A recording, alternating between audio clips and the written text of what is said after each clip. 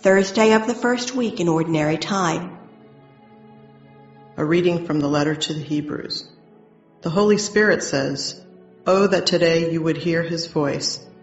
Harden not your hearts, as at the rebellion in the day of testing in the desert, where your ancestors tested and tried me, and saw my works for 40 years. Because of this, I was provoked with that generation, and I said, they have always been of erring heart, and they do not know my ways. As I swore in my wrath, they shall not enter into my rest. Take care, brothers and sisters, that none of you may have an evil and unfaithful heart, so as to forsake the living God. Encourage yourselves daily while it is still today, so that none of you may grow hardened by the deceit of sin. We have become partners of Christ, if only we hold the beginning of the reality firm until the end." The word of the Lord. Responsorial Psalm. The response is, "If today you hear his voice, harden not your hearts." Come, let us bow down in worship. Let us kneel before the Lord who made us. For he is our God, and we are the people he shepherds, the flock he guides. If today you hear his voice, harden not your hearts. Oh, that today you would hear his voice. Harden not your hearts as at Meribah, as in the day of Massah in the desert, where your fathers tempted me. They tested me, though they had seen my works. If today you hear his voice, harden not your hearts. 40 years I was wearied of that generation. I said, this people's heart goes astray. They do not know my ways. Therefore I swore in my anger, they shall never enter my rest. If today you hear his voice, harden not your hearts. A reading from the Holy Gospel according to Mark.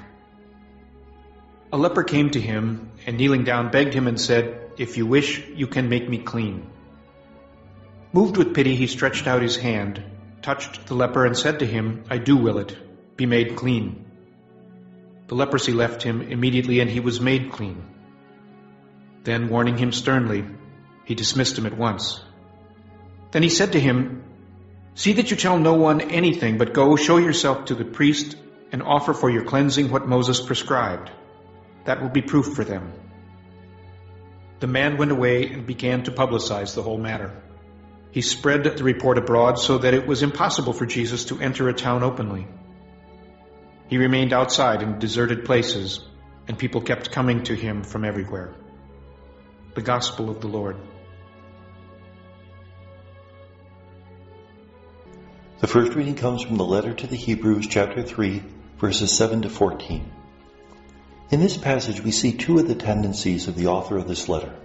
The first is to quote the Old Testament quite a bit, and the reason for that is that the author is trying to address a Jewish Christian audience, which has practiced their Jewish ways a little too much, and he's trying to say that Jesus has replaced these Jewish ways. That yes, God spoke through Israel in the past, but that was just a foreshadowing. Now the fullness has arrived, and we have to live in that fullness. And then the second thing he does is he speaks about how we have to live in that fullness. That it's not just theory, but it must be practiced in a moral lifestyle, which is lived every day. So we are partners with Christ. We have to hold on till the end. Throughout the letter to the Hebrews, we see extensive quotes from the Old Testament. We also see an alternation between theory and then practice. And this is a pattern you see throughout this entire letter. Although we probably should not call the letter to the Hebrews a letter. It's much more a treatise than a letter. The Gospel is from Mark 1, 40 to 45. We heard in the previous verses how Jesus performed many miracles, and now we hear about one of those miracles. A leper is healed by Jesus. Now remember, leprosy was a dreaded disease. People had to isolate themselves from society. And what does Jesus do? He stretches out his hand and touches the leper. By that, he's making himself unclean, according to the Jewish theory. But rather, he cleanses the leper and makes him clean. He tells him to go and show himself to the priest, so he's fulfilling all the prescriptions of the law. Well, this becomes known throughout the region, and it's impossible for Jesus to enter a town openly. Now, the problem is that people will be coming to him for the wrong reason. They see him as a problem solver. He'll help them win the lottery. He'll make sure their biopsy is good, etc. Whereas Jesus has come to speak, to respond to the deepest hurts of our heart, the hurts that are caused by our selfishness, our loneliness, our alienation from God and from others. And may God bless us.